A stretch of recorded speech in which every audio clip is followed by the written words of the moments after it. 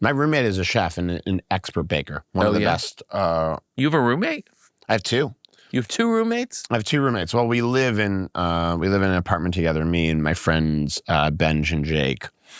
It's Benj's apartment. We are his tenants. Right.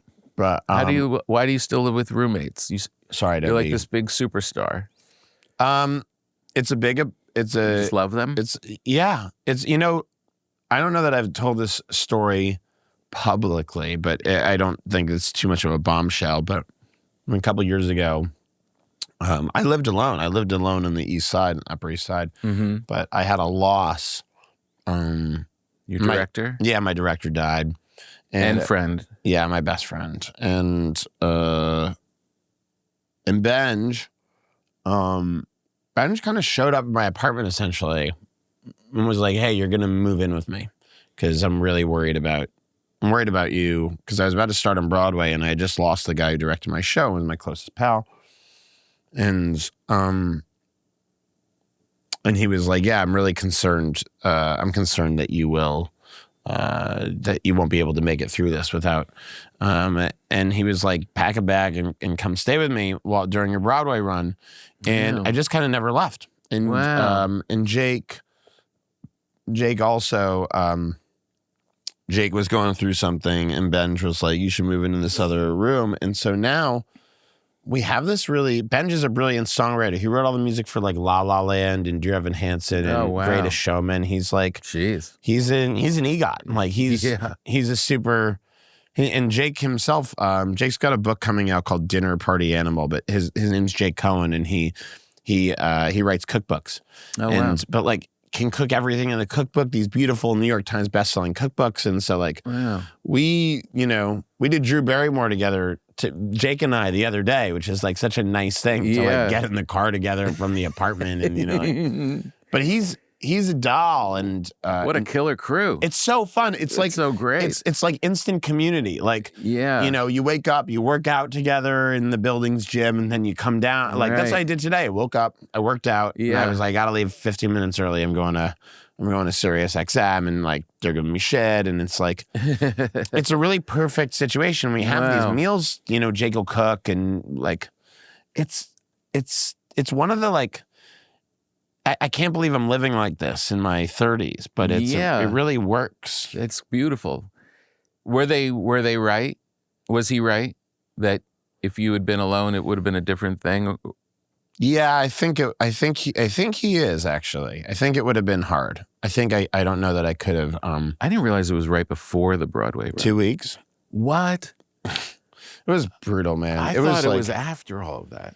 No, that's part of the sad. It's part terrible. of the sadness of it in the sense that like I made this thing with this guy who was my best friend and we were close in the years leading up to it, but we got really, really close in the process of making the show. Right. And every time, for those of you who are listening or watching, I did this show called Just for Us and it was a solo show and it started off Broadway in like beginning of 2022 and went through 2023, sort of off Broadway and around. It was in London, it was in DC, it was, in various places.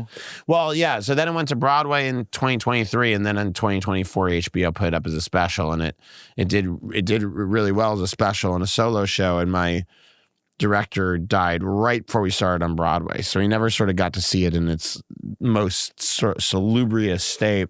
Forgive me for not knowing this, but go ahead. Was he ill or was it just a shock? He had stroke. So he was here out of nowhere. He was here and then he wasn't. But those are the weird. We just had a friend like that, and it feels like they've been body snatched. It feels like an alien came down and scooped them up, and you're just like, wait, they're not gonna pick up when I call? I think, and I had just gotten really close with this guy over the course of making the show.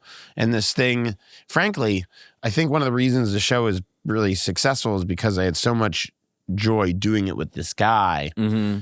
And the funny thing is I ended it because I couldn't imagine, there's more commercial appetite for it, but I couldn't keep doing it without this guy there as a part of it. The funny thing is a lot of people like stepped up for me in really big ways that I didn't anticipate. Mike Birbiglia was actually who doesn't give you warm and cuddly as his first. You know, like no one looks at Mike Birbiglia and thinks like, what a cuddly teddy bear of a guy. I don't know. There's a little bit of Winnie the Pooh in there. He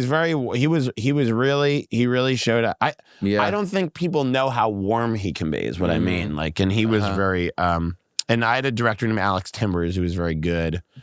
Who's like a, tough challenge for a guy to like step into the shoes of a dead person because I needed help. So like, but you know what? All these people sort of helped me. So it's a very like, I feel a little bit like, I don't know. Everyone just kind of stepped up. It was like a lot of people did in like small ways, big ways. Yeah, man, what a crazy period of your life. I mean, to be going through these great accomplishments and these great loss all at the same time it's a headbanger.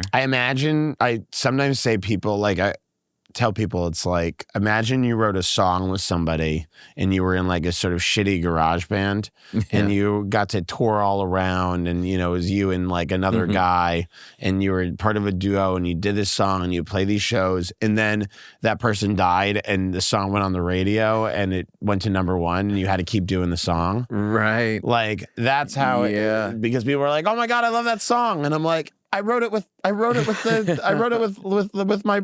my buddy, Yeah. How much the show was so brilliant. And I mean, it was so brilliant because of the writing. It was so brilliant because of the performing, the subject. I mean, it was a real reason why it resonated with so many people. How much did he influence and change the show that you had in your head? Oh, huge. I mean, like, and what parts were the most? I mean, there are parts he didn't touch that he still had big, I would say that my biggest influences are like, oh my God, I'm about to reference something that without just remembering, you're in the trailer for this, Comedian. The documentary Comedian. Like that documentary made me want to be a comic. And I think I got this idea in my head that eventually you sort of battle test your bits in conversation with other people and they tell you why it works or doesn't work. Right. And so like Adam was the person I did that with all my bits with. So I'd be like, hey, what do you think of this? And be like, I remember he specifically, again, I don't know if I've ever talked about this, but I had a joke in there. I had a joke in my special, or I had a joke in my show. Yeah. And Adam went, just so you know, the joke gets a big laugh, but the audience is like a little disappointed in you. And I'm like, what do you mean? And he's like, I mean, it's a laugh, but it's a laugh of like shock. He's like, they're laughing because you're like basically like invoking Jeffrey Epstein or something like that. And he's like, so you can do it. It'll get a laugh.